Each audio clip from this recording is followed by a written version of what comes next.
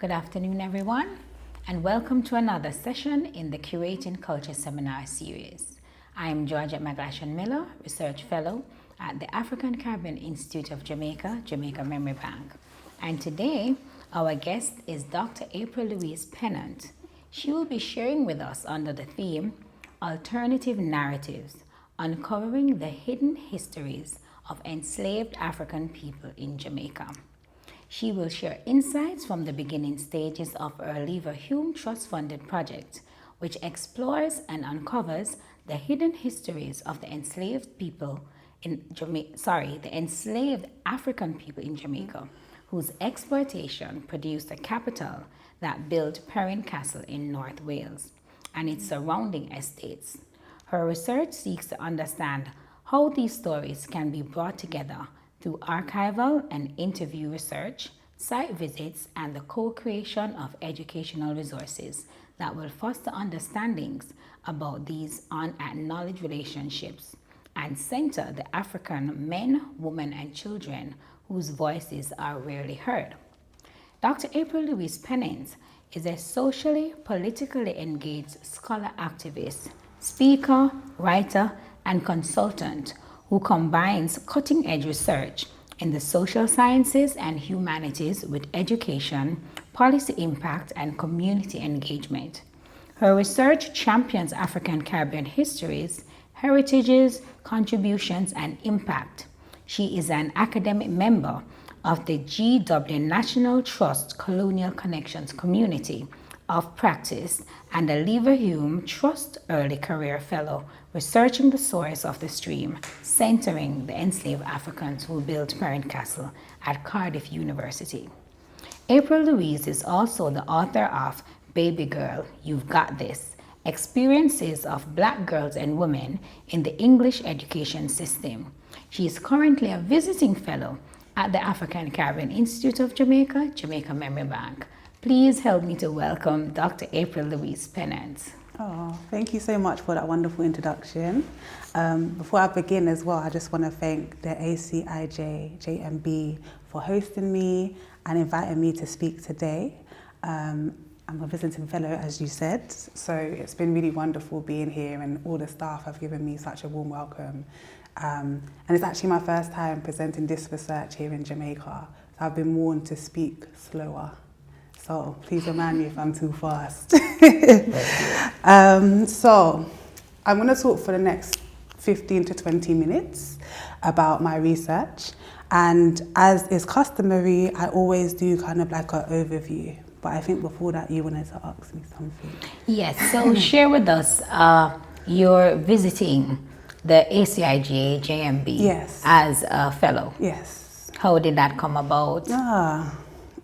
It's kind of like all the stars aligned, right? So actually a big thank you to my friend and colleague, Dr. Annabelle Wilson, who I guess reconnected me to Dr. Kurt Henry and then the ACIJ and the JMB. But what's really funny is that 2 years ago, I remember you as well, I did a summer school with the University of Leicester and University of West Indies, and I was able to come here and I guess start the connections. So it's really amazing to be back 2 years later doing this project, which fits so well with ACIJ, JMB. And as I said, I've enjoyed it so much so far. Yes. Definitely. So you'll be sharing with us about alternative narratives, uncovering the hidden histories of enslaved African people in Jamaica. Yeah. How did this new project come about? Okay, so I'm actually going to speak a little bit about that in terms of like giving, an overview of like who I am, because I believe positionality is very important in terms of inspiration and the essence and the motivations behind doing such research. I'll answer that question very shortly. Yeah. I'm then going to obviously talk a bit more about my research, which is actually in progress because this is my second year of a 3-year project. And then at the end, I'm going to just touch on the aims, the goals, and the outputs. So I guess, the decision, the motivations, and the achievement that I'm hoping from this project. And as I said, it's not very academic-y. It's more so an introduction into what I'm doing and I guess like what I've been doing. So yes, and to connect Jamaica with Wales. All right, well, the floor is yours. Thank you. So, in terms of then starting with who I am and positionality, as Mrs. Georgette just said, my name is Dr. April-Louise Pennant, and I'm a Southwest Londoner of Nigerian, particularly Yoruba heritage from my mother's side, and I'm also Jamaican, Clarendon and St. Mary from my father's side, hence my surname as well, Pennant, which we'll get onto soon. And as Dr. Mrs. Georgette said, I am a scholar activist, and what that means, to give a bit more context, is a lot of my work is about doing something for a cause, advancing social justice, and especially when it pertains to Black histories, heritage, contributions, and so forth. Because a lot of the times we find that these things are erased when we're talking about other narratives, and it's so important, which I guess is what ACIJ, JMB also does as well. I'm a public speaker, so I've done a lot of podcasts, radio shows and TV. I love to share my message through engaging and talking to different people. And I am an academic researcher, so that's what I do full time. So I work on different projects, either independently that I've devised myself, or on other people such as the Colonial Connections Community of Practice with the National Trust and GW4. And lastly, I really love to write. That's my expression in terms of through my book, which is just here, but also in terms of academic paper and just making sure that my work that I do is read throughout in different places in an accessible way. And lastly, as it was said before, I'm a consultant and a Larry Hume Trust Early Career Fellow who are funding this 3-year project, so thanks to them. So, now in terms of to touch on my research, so the title, The Source of the Stream, Centering Enslaved Africans Who Built Penryn Castle, that's actually a play on words because Pennant is the English translation to the Welsh word means head of a stream. And what I'm arguing in my research projects, and based on the kind of findings that are already out there, without enslaved African people in Jamaica, particularly Clarendon and Westmoreland, which is where the Pennants from Wales, their plantations were, there would be no castle, there would be no roads, there would be no development of the local area, which is where the profits from their 6 plantations were pumped back into. So as I said, this is a 3-year research project which sees me essentially reversing the triangular slave trade, right? So starting from Wales, which is where the castle is and is a monument to this history, then coming to Jamaica, which is where I am now. And then next year, God willing, I'll be going to West Africa based on my findings of where hopefully the enslaved African people would have originally came from. And the purpose of that kind of triangle as well is just kind of to show the connections, the global connections, and the importance and contributions, as I said, of the enslaved African people who are often not really within this story. Because what we know so far is that the Pennant family of North Wales, they also had quarry mines, which again, they used from the profits of their plantations. And they also exploited the local people in Wales. And that culminated in the biggest strike in British history from, I believe, 1900 to 1903, where the workers striked because they were unhappy with their working conditions. However, much of this story and narrative around Penryn Castle lays around those local communities, and not much is known or really understood about the contributions, the immense contributions of enslaved African people in Jamaica who contributed to that story as well. And as I said before, I am a Pennant, and my family on my dad's side, particularly my grandpa, came from Kellets in Clarendon. So this research, although it is professional and I'm using my research expertise, it's also quite personal because it's leading me on a journey back to my roots to understand and see where I'm from and to kind of see, what it may have been like with enslaved African people back in those times. And to do this, what I've done so far and what I'm continuing to do is a similar format each year. So I use archives, and libraries and anywhere else that has kind of like relevant documents I then also do 3 types of interviews. So I interview experts who I define as curators, archivists, academics, practitioners, people within the area who have an understanding of slavery as a whole more broadly, and enslaved African people, but more specifically to Penryn Castle and the Pennant plantations, the old Pennant plantations. I also interview people with the last name Pennant. And the third group of people that I'm interviewing are the locals that still live around the old sites, be it in Wales, be it in Jamaica, or be it in West Africa when I go there next year. And another thing that I do is I visit all these different places. So when I was in Wales, which I get onto shortly, I went to all the different sites. And what I'm hoping to do is co-create educational resources, which I will touch on again later on in my presentation. So, for those that don't know, I just wanted to kind of give an overview of where Wales actually is. Because a lot of times since I've been here and I say I live in Wales, people are like, where that? So, just so people know, the United Kingdom has 4 states. So you have Scotland, you have England, you have Northern Ireland, and you have Wales. So Wales is just at the side of England, and it's a devolved power. They are bilingual, so they have their own language of Welsh, but they also speak English. But particularly in the north part of Wales, where the castle is, it's predominantly Welsh speaking. They have in total around 3 million people, which is just a bit more than Jamaica has, which is just under 3 million people, which is quite interesting. And there's the flag, which I hope you can see is on the slide. So it's a dragon. So that's just the overview of like Wales, and also its relation to England. So it's got a difficult relationship with England historically in terms of the fact that England, some people say, oppressed Wales, particularly in terms of language and stuff like that. So there are some similarities, but also Wales benefited from slavery, which is what my project also shows.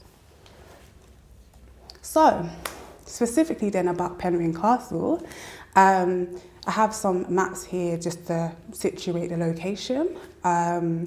It is in the north of Wales, so there's a map that shows where Wales is located, and then this is just Wales in itself, and Cardiff, the capital, is right here, and Bangor is all the way at the top. So it's about 4 to 5 hours via driving or transportation, so it's quite a way away. And I should just say as well that I moved to Cardiff in 2019, so I'd always known about my surname and the connections to Wales, because other Pennants have done some research about it. However, when I moved to Wales, I was like, wow, now's my chance. And the rest is history, so to speak. And the other picture is of Penryn Castle, which is from the National Trust, and it's currently looked after by the National Trust. Okay, so in terms of like what I've done so far, so as I said, this is a research in progress. And touching on what I said in terms of the 3 different ways I'm doing my projects, in terms of the archival and document research, going to visit different sites and conducting different interviews. What I found so far in terms of at the Bangor University Special Collections and Archive is there's a lot of maps available, there's a lot of letters, there's also the list of the enslaved. Sometimes they're yearly because it's part of their like budget and inventory. And it was quite striking to just understand and see the magnitude of, I guess, the operation of the plantations, which for them was just a business. And I think it's quite interesting, and why I do other interviews is because the archives are so useful and an extensive resource. However, there's not much about us in there. And why would there be? Because it's not us that are writing it. So there's different techniques in terms of reading between the grains, critical fabulation, as Sadia Hartman talks about. So these are some of the ways in which using the other things, such as going to the sites myself. So in Wales, particularly in Bangor, you can see what the family used to own, which included mountains. You can see the old quarry mine as well. You can even go to Bethesda to see where the local communities who would work on the quarry mines used to live. So that legacy of the wealth and what was poured into the area is immense. And I was taken aback the first time I went to see it, and especially as I was doing my research. Also, what I found is, particularly in this picture in the middle, there's loads of plaques dedicated to generations of these families, because, as you can imagine, they contributed a lot to the local area, and obviously it's commemorated. However, what I did find was there really wasn't much about the enslaved African people, and that is quite a shame, especially as I'm saying the immense contributions of what they had done. And just to say, even the castle, although it looks very old, it was actually built in the 1800s. So Gifford Pennant was the first Pennant who went from North Wales, who went to Jamaica. That was in the 1650s. So he would have had the plantations for about 200 years plus when that castle was built by, I believe, Richard Pennant. So again, what's unique about this is a direct connection between the money from enslavement and the money that was pumped to build the castle and everything else around it. So it's quite important that that is embedded into the story and that we all know about that, right?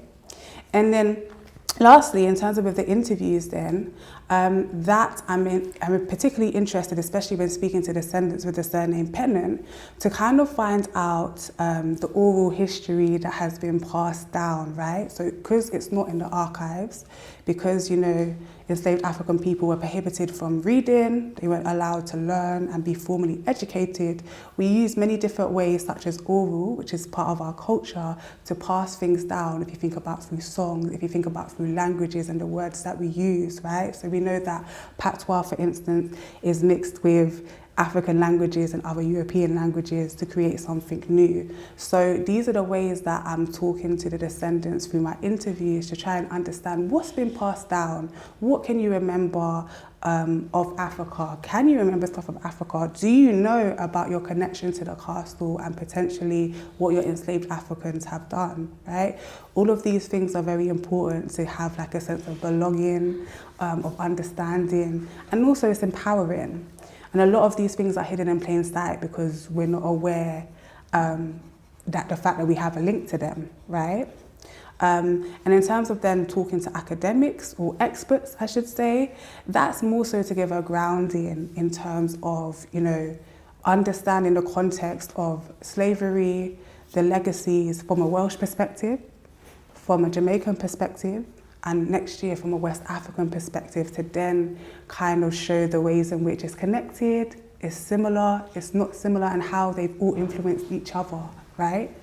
And finally, by talking to the local people, what I'm hoping to do is, again, if they don't know about Penrhyn Castle and the contributions of enslaved African people in Wales, Jamaica, and also West Africa, it's about educating them about that and making them, you know, more aware of the contributions of these silent millions, not millions, maybe thousands and hundreds of people over generations. So that's what I did in the first year in Wales. And I am still analysing my findings, but it was very interesting, and there were some emergent themes that kind of came out, which I can touch upon now. So, as I said before, Penrhyn Castle is currently in the care of the National Trust, which I believe Jamaica has an equivalent, the Jamaican National Heritage Trust. So their role is to look after the castle, and it's currently open to the public via a fee or membership. And it was actually given to the National Trust in the early 1950s, I believe 1952, instead of paying tax, right? And what's interesting is I'm aware that apparently there are two brothers left from those generations and one still lives on the property, and they still own around the castle, and they still own some of the items within the castle. So it's quite interesting, because when people say that slavery happened so long ago and we should move on, well, actually, there are people that are still benefiting from it, and there's also people that are still disadvantaged from it. So I believe that that's another conversation which I'm hoping my research as well as others will help to show and connect the dots. So in terms of the emergent findings from year one in Wales, one of the things that kept coming up was this idea that the National Trust, which is a public institution and provides a public service, it has a responsibility in terms of through its marketing and through other ways, as well as institutional support internally, to ensure that the story of the enslaved African people is part of the narrative in Penrhyn Castle. And might I add, they are already doing such great work to ensure that that is the case. But from talking to experts, descendants and local people, that was seen as the key thing that should continue to happen. The second emergent finding was the fact that Penrhyn Castle obviously is a very contested space due to the fact that it has 3 histories, perhaps more, entangled within it, right? So we have the rich Pennant family who built the castle, were nouveau rich, and were able to gain generational wealth, which their families still live off now. You have the local mining community who were also exploited and who rightly feel a way about the castle and as a monument now. And then obviously you have the enslaved African people who, particularly in Jamaica, we may not know or understand the contribution because it's all the way over there, right? So there was conversations, particularly within my interviews, about how can we reframe Penrhyn Castle perhaps as like a site of conscience. So that's a network of global organisations which use sites for social justice and to have particular conversations. Another idea was to see Penrhyn Castle as a perpetrator site, right? So that's quite similar to how, particularly in Germany, there's spaces which are perpetrator sites based on their role in the Holocaust or the fact that they were gotten via ill-gotten gains. So essentially that's another kind of theme that came out in terms of, okay, now that we understand what Penrhyn Castle is about, how the proceeds were gained to build it, and what it means to 2 distinct groups, it holds a lot of meaning, and therefore it needs to be reframed away from being a place of just fantasy to come and see how the rich used to live in the 18th century and so forth, but actually as a site which is difficult to, and has to come to terms with its difficult past, I should say. And then the third thing that kind of emerged from my interviews, as well as like looking through the documents and so forth, was this idea of language. So as I spoke before, in the northern part of Wales, it's very much Welsh speaking. So any educational resources that will be made has to incorporate the Welsh language to make sure that the people that are local can connect and understand the story and what happened, right? But then in saying that, we know that Jamaica has its own language, right? So how can we incorporate that into educational resources too was a big thing. And then terminology also came out as a big thing, right? So this idea as an example would be calling enslaved African people enslaved versus slaves, right? So there's many arguments, but just to kind of summarize that, it's kind of the idea that African people were not slaves in Africa, they were enslaved, and just to pay homage to the fact that it was a system which they were forced to be in, right? So to just call them slaves is seen as a way of taking away their true essence, just to summarize. So in terms of like co-created educational resources, those are some of the kind of considerations which from my interviews and even reading through the documents and stuff like that are things that would need to be considered and maybe changed.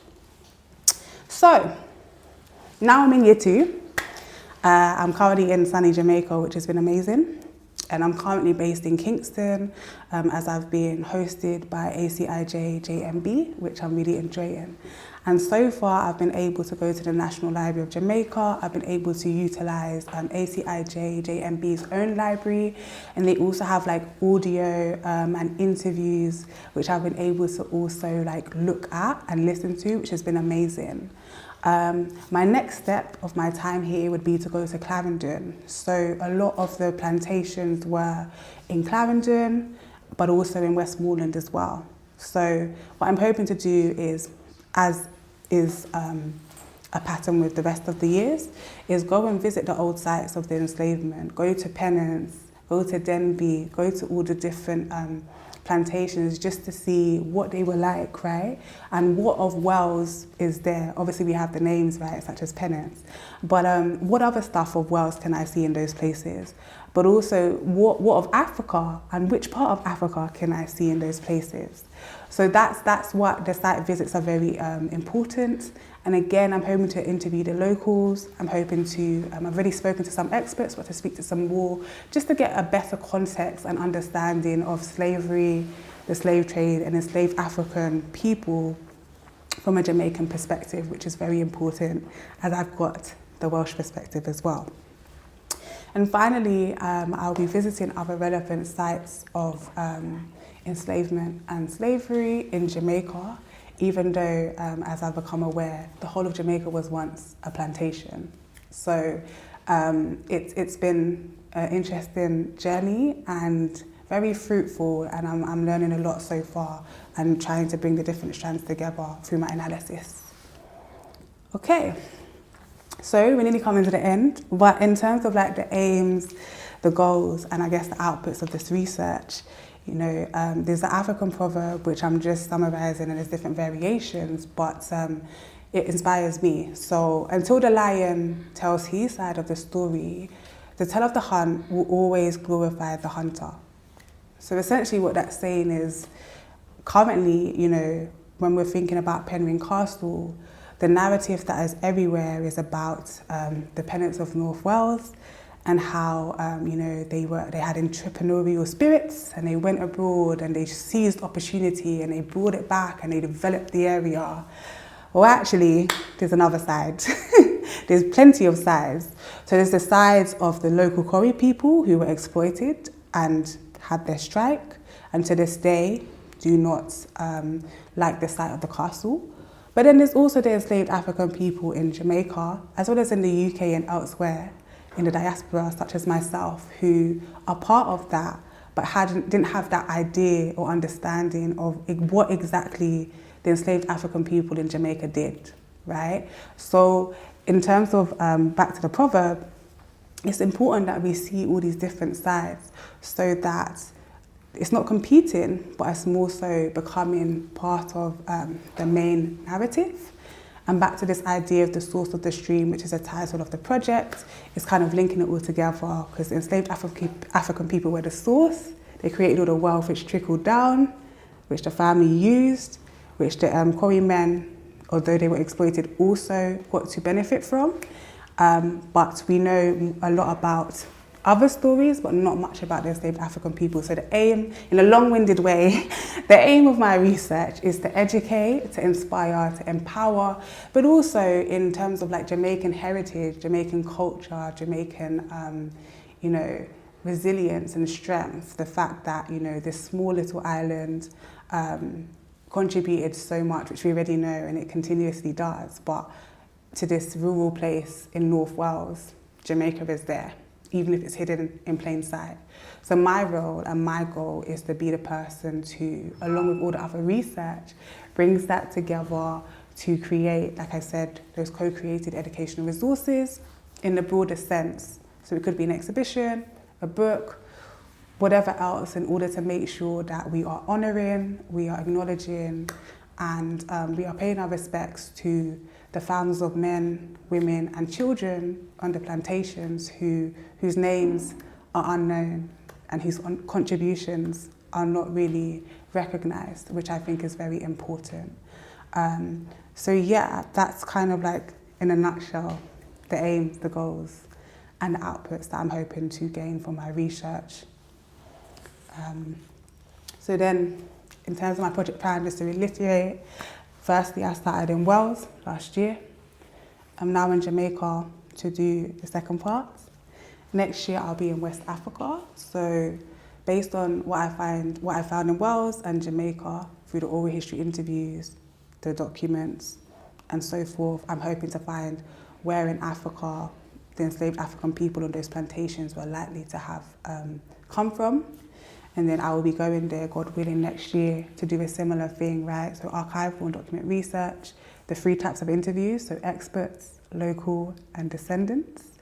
And lastly, I'll be visiting relevant sites just to bring things together and to bring it to life.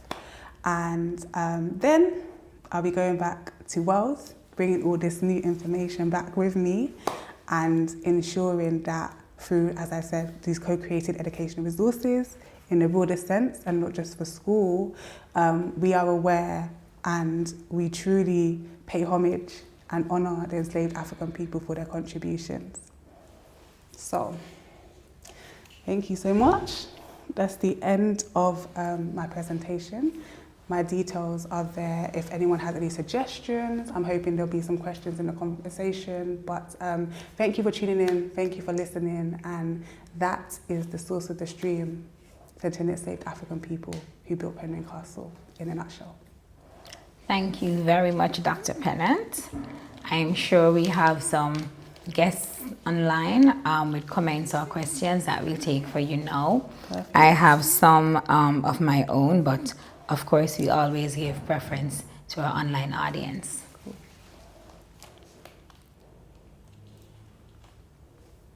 So while we wait on those questions and comments, I remember you talking about the challenges that you faced. Well, you didn't state them as challenges, but there were challenges in accessing the archive where the enslaved was written out of it. You didn't see anything about the Jamaican contribution or the contribution that the enslaved made to building Penryn Castle. I know, like from research that I've done, that it's the diaries. If you can find diaries, you know, that usually helps. But my question is, for the interviews that you will conduct in Jamaica, do you think those will be sufficient to fill the gaps, seeing that it's like generations since? Good question, thank you for your question. And just to clarify, not that there wasn't things about the enslaved African people in the archives in Wales, it was just in terms of, you know, you having to read between the lines and look at it in different ways, because we're obviously scattered in, but we're not the priority and the focus. And that's the focus of my research kind of thing. So in terms of, do I think the interviews will be sufficient? Well, you're right in terms of the fact that it's generations away, but I do believe in intergenerational, the same as intergenerational trauma, it's intergenerational knowledge. I believe that sometimes, even in the way we speak and our language, you see, the same way in the archives you see like bits and glimpses of the past and of enslaved African people, I feel like you may be able to see that through not just the interviews, but the site visits. So I guess other ways of knowing and being, which is like Black feminist kind of epistemologies, right? So, and that's also part of the legacies and also the trauma and the damage which has been done to us, right? So in the fact where we have to go through these lengths because it's not easily accessible to us, right? In terms of understanding our roots and our culture and our history, because it was literally erased or hidden. So could you give me like an example of what you found about us, if I could call it us? Okay, so for instance, every year, like a business, they would have like inventories.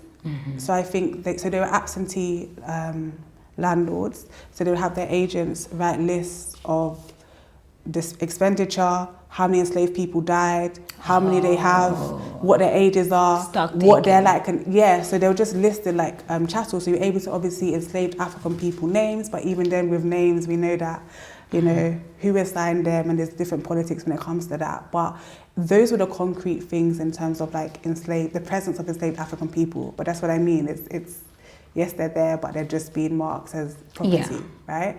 But then obviously in the letters and you know, when you have last will and testaments as well, you see who they're leaving, that they're leaving the enslaved people to the next person. Obviously in letters as well, there's reports of some of the happenings are taking place in the plantations. So those are the ways that you're able to see little things. But in terms of centering us, that's where I think the interviews come in, because and that's why I'm talking to experts as well, who can provide other knowledge which we don't necessarily, or we can't necessarily find in the archives, although there is some stuff there. In relation to the Jamaican diaspora in the UK, it's not usually Wales that come up, you know, that's not usually the conversation. So someone online is asking, what inspired you to embark on this research? Okay, thank you for tuning in, first of all. In terms of what inspired me, so as I said in the presentation, my surname, I've always been aware of the Welsh connections. It was through my research actually that I found the meaning, the English translation is head of a stream.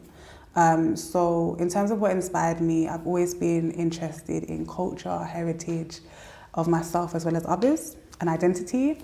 So a lot has been happening in the UK recently from like 2020 in terms of like George Floyd, and in terms of the new kind of policies and initiatives that are taking place.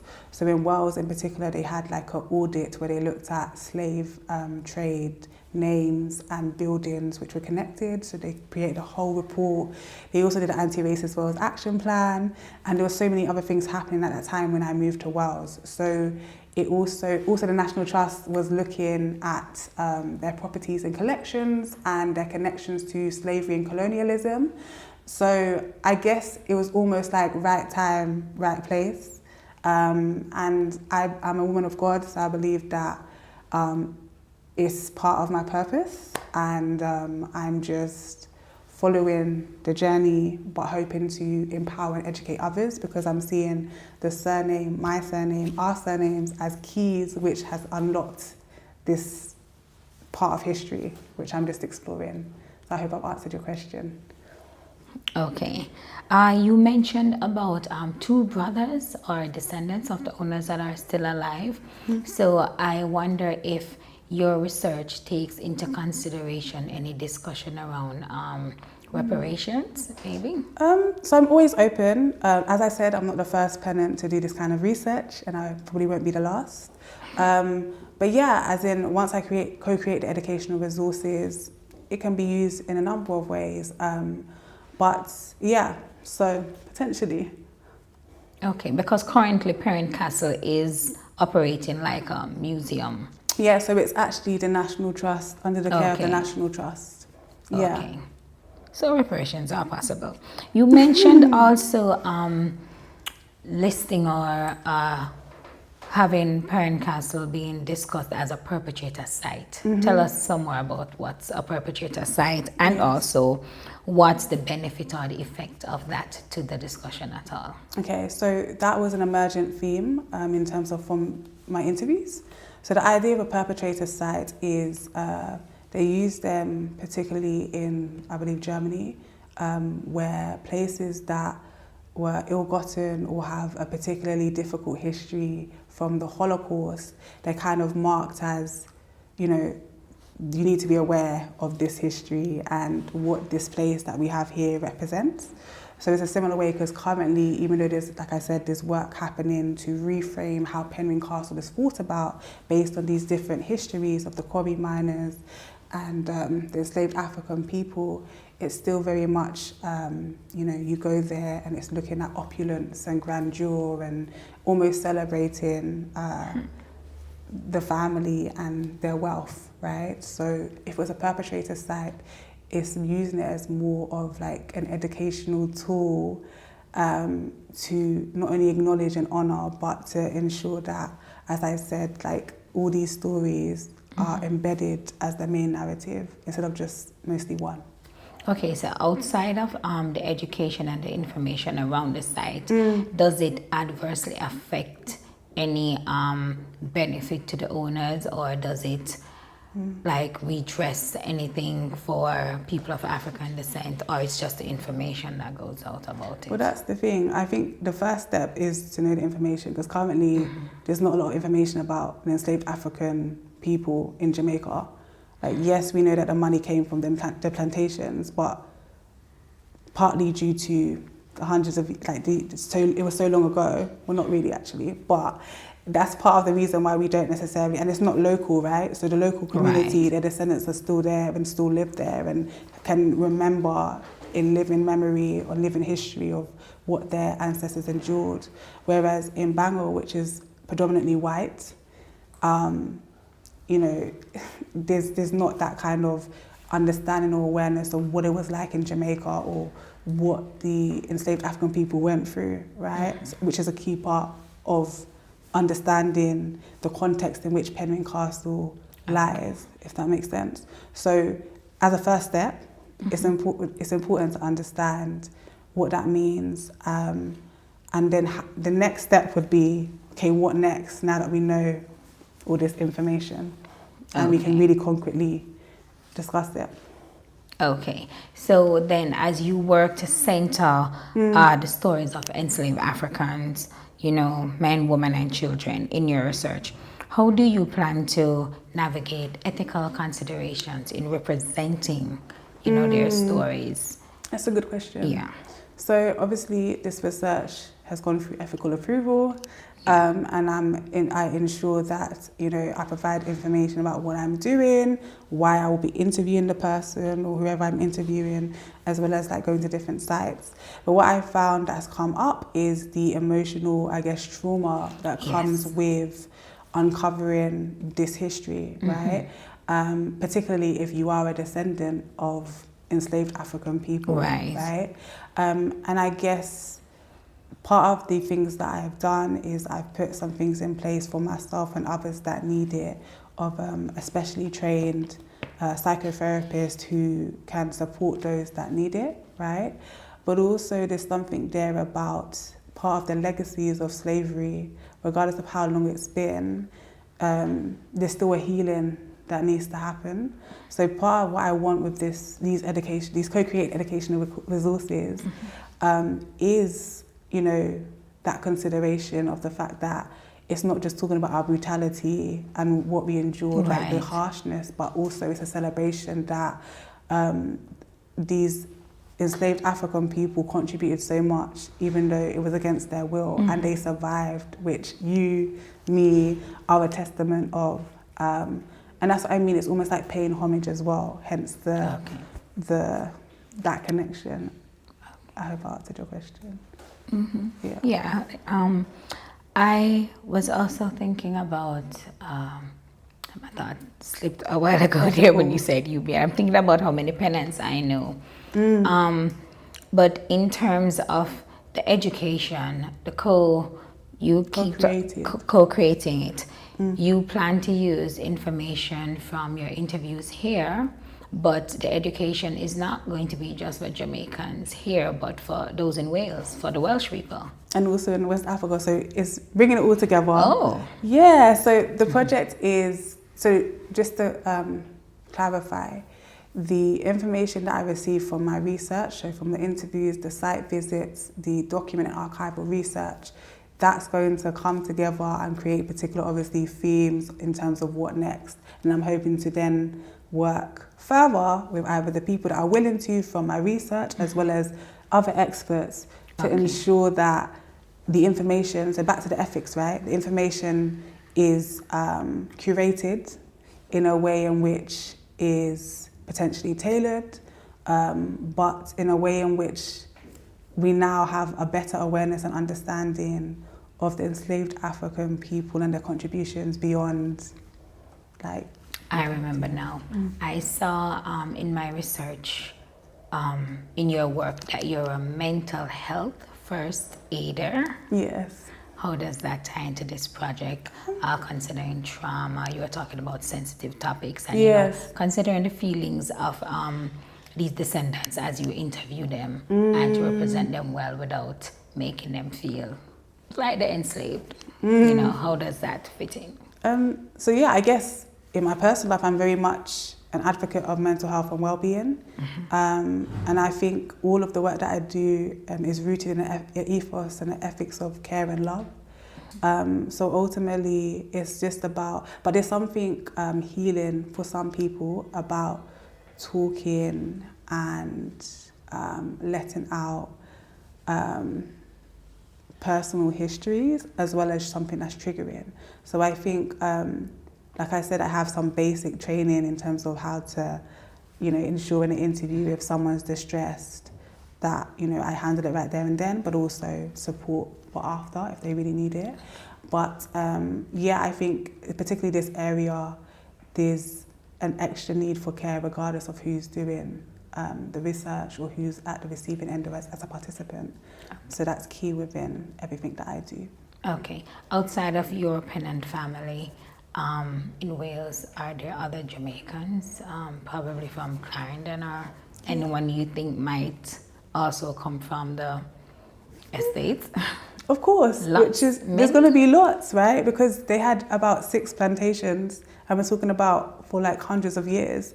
So there would have been so many people that are from that have that connection, right? So that's why part of the people that I want to interview are the local people that are still living there, in terms of like... I'm not talking in Jamaica. Yeah. In Wales, there are other Jamaicans that would have connection to the estates in Jamaica that are living in Wales? Yeah, so there's a North Wales Jamaica Society.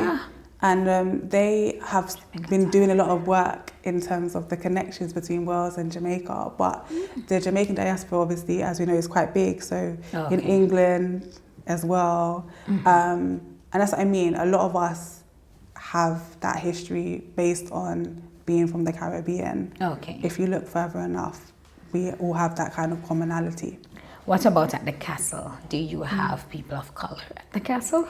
As in working there? And for Jamaicans, yes, working there, since it's a kind of museum, on staff, because that would be interesting. I don't believe so, but then I don't believe that just because that history is what actually happened. So regardless of whether there's a black person there or not, it's still part of the foundation. So I'm not sure if there is people of colour on the staff, but as I said, they're very active in embedding and trying to reframe it in a way which takes into consideration the different histories that are connected to Penryn Castle. All right.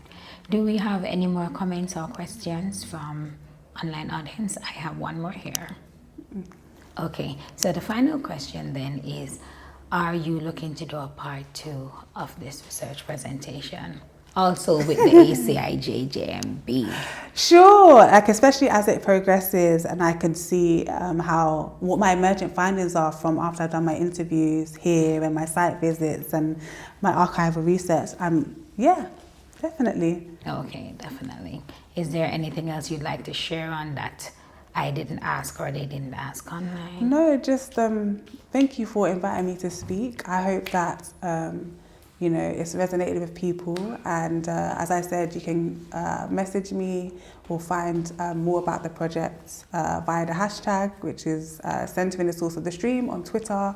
I also have a website, but yes, it's ongoing, and I look forward to hearing people's thoughts beyond it.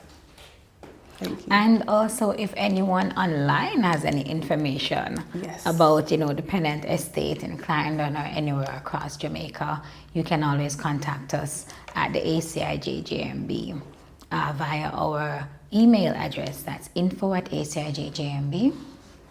Or you can contact us on our social media as well. I'm not sure what my producer is telling me. The hiatus. Could you speak about that, because I don't know what that is. Okay, so it's going to be a hiatus of the curating culture. I can't make out the word. I'm sorry, audience. Okay, so before we talk about that, let's talk about what ACIJJMB will be doing in May. So for May 7th, we will be having our Read Across Jamaica in-house activity, and we will be featuring special animated storyteller Christine Nealwright that will be here. We will be streaming, Mr. Pasley. Follow us on social media to get more about that. We have other persons that will be reading, from the IOJ staff to schools that have been invited to ACIJJMB. Also, we'll be going out to schools as a part of our outreach program. For the summer months, Curating Culture will be taking a hiatus, and we will return in September with a rebranded, repackaged Curating Culture. But during that time, you can stay in touch with us via our social media, as well as you can call and come in. So thank you again, Dr. Pennant. It was a very informative session. Good work. All the best when you go to West Africa. Thank you all for joining us.